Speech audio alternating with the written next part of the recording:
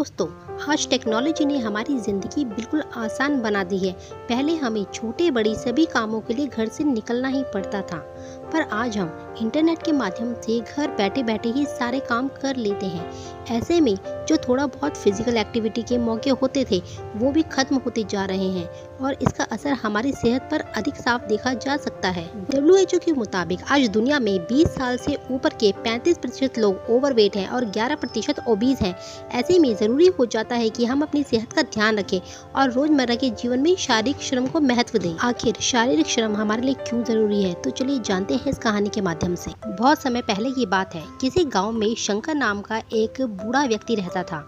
उसकी उम्र 80 साल से भी ऊपर थी, पर वो 40 साल के व्यक्तियों से भी ज़्यादा स्वस्थ लगता था।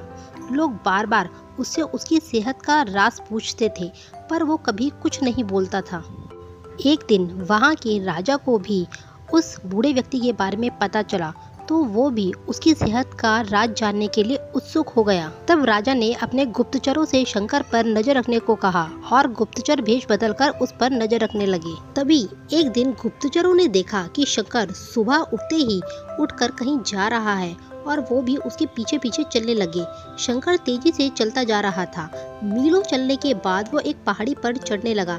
तभी अचानक ही गुप्तचरों की नजरों से गायब हो गया। गुप्तचर वहीं रुककर उसका इंतजार करने लगे। कुछ देर के बाद जब शंकर लौटा तो उसने मुट्ठी में कुछ छोटे छोटे फल पकड़ रखे थे और उन्हें खाता हुआ चला जा रहा था। गुप्तचरों ने अंदाजा लगाया कि हो न हो शंकर इन्हीं रहस्यमय फलों को खाकर इतना स्वस्थ है।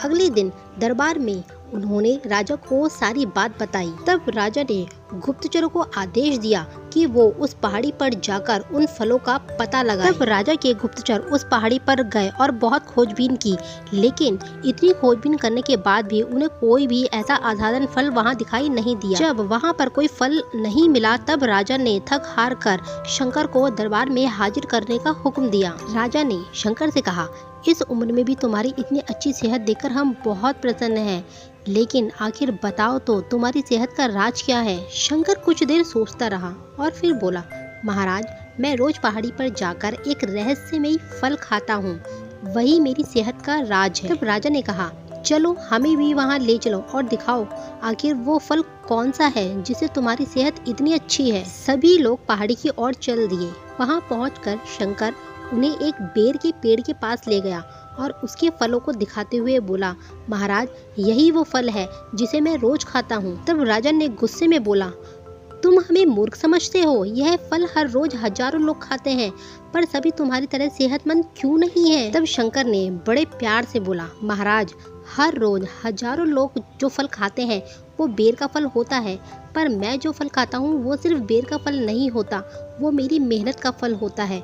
इसे खाने के लिए मैं रोज सुबह 10 मील पैदल चलता हूँ, जिससे मेरे शरीर की अच्छी वर्जिश होती है और सुबह की स्वच्छ हवा मेरे लिए जड़ी बूटियों का काम करती है। बस यही मेरी सेहत का राज है। राजा शंकर की बात समझ चुका था।